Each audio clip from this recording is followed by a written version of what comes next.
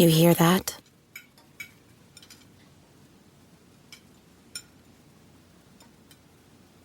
That's the awkward silence of a family dinner after you just got caught vaping. Most vapes contain high levels of nicotine and disappointment.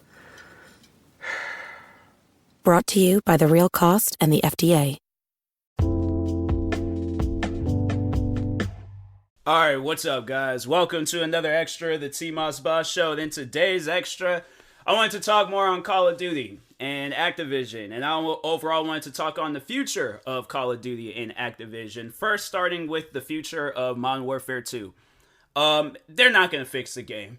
They're not. That's something that I have finally sat down and accepted, that just because I'm doing TikToks, podcast episodes, and extras, and YouTube videos, tweets, posts, everywhere like imaginable, just because I'm out talking about it, they're not going to listen to me. So that's something that I've sat down and I've accepted. If they do actually sit down and take the time to listen to me, then it really shows that they're not doing nothing productive if you're listening to some random small content creator that literally has no power when it comes to like just social media content creating, any of that stuff. I have no power. And if you guys actually sit down and take the time to listen to me, which is what I overall want, but if you guys actually sit down and do that, it just shows that you're not doing anything productive. You're not working on the game. The fact that you have stumbled this far into my content and just overall content in general about your guys' game, your guys' brand, your guys' company, the fact that you have stumbled this far,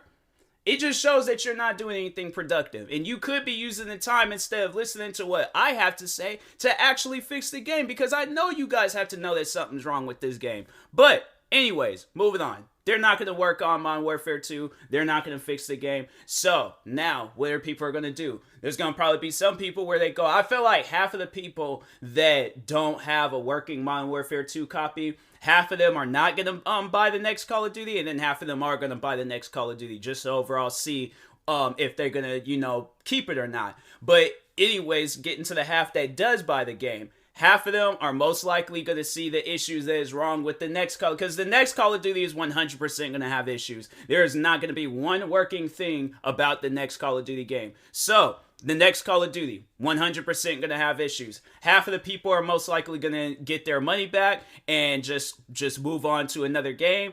And then the other half are probably just going to keep the game, see what updates that comes out and all that stuff. And then, overall, they'll be the judge on whether or not, they're going to be the judge on whether or not they're going to keep the game or continue playing. But I feel like there are going to be people that will play the next Call of Duty. Well, of course, it's Call of Duty. So, but I feel like, with me personally, with the next Call of Duty, that it's going to be worse than Modern Warfare 2.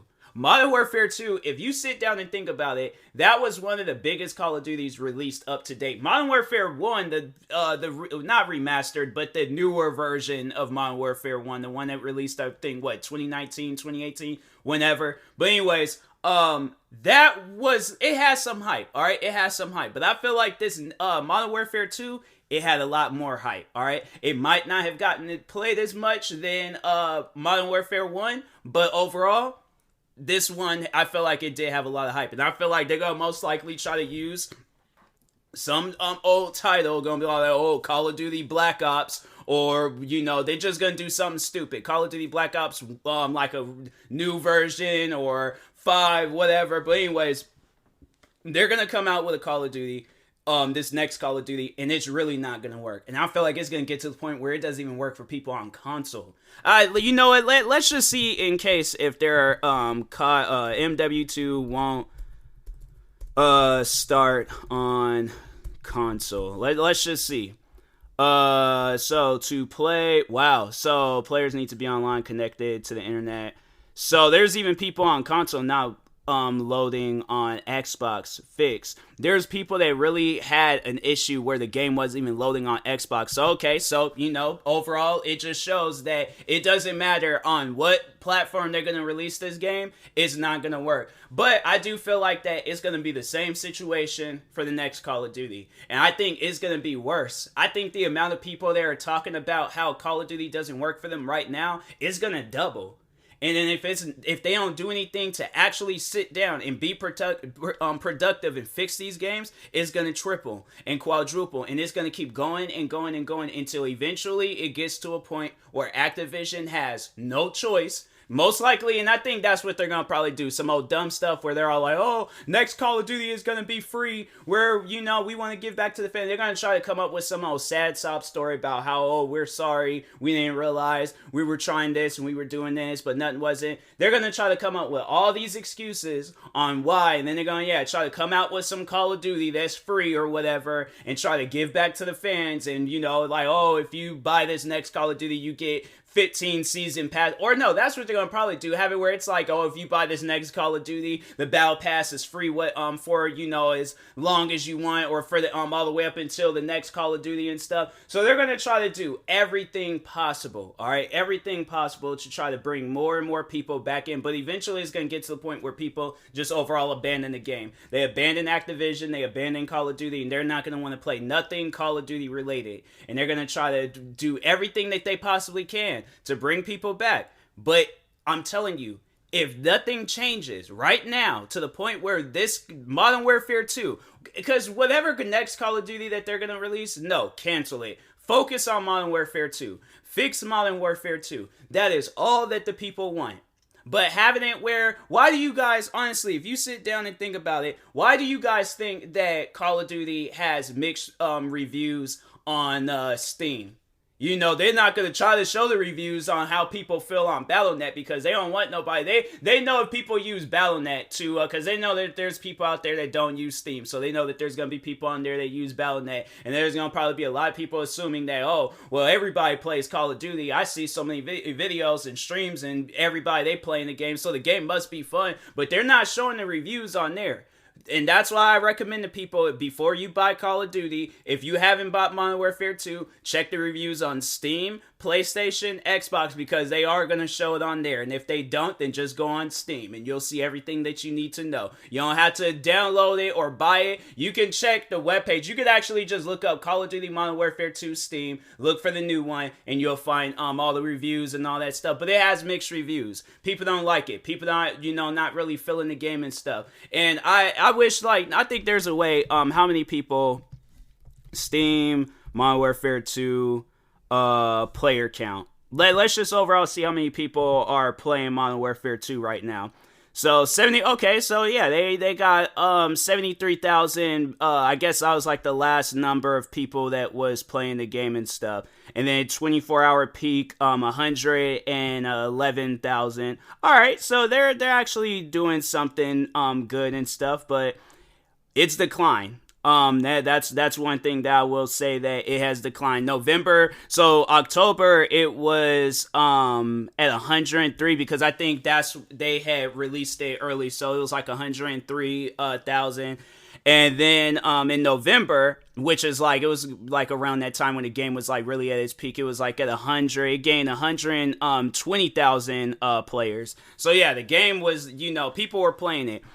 Then in December, they lost 45,000 players. And then in January, they lost 75,000 players. And in the last 30 days, they have lost 7,000 players. You're not gaining. I don't know why they won't pay attention to that type of stuff. But it's like, you guys aren't gaining nothing. You're losing. And it trips me out that it's like, you guys don't even see that. You're too blind to actually sit down and work on your guys' game. That's the stuff that annoys me. That's the stuff where it's like, what are you guys doing?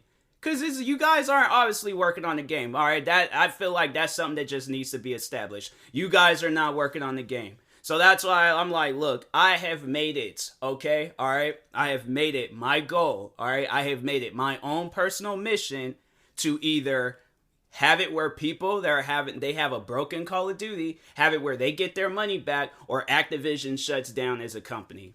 But this has gone on for too long, bruh. And I'm, like I said numerous times, I am so sick and tired of companies coming out with these broken games and expecting people to play them like how they were playing games back in the Xbox 360 days.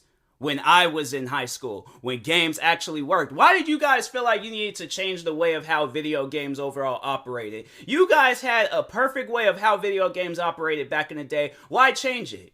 Why make it more difficult? And there's no reason for it to be more difficult. Why is it that you guys got games that came out long before, long time ago, years ago? Those games get good ratings, but you have it where your newest game, your newest title, bro, it can't even get a mostly positive.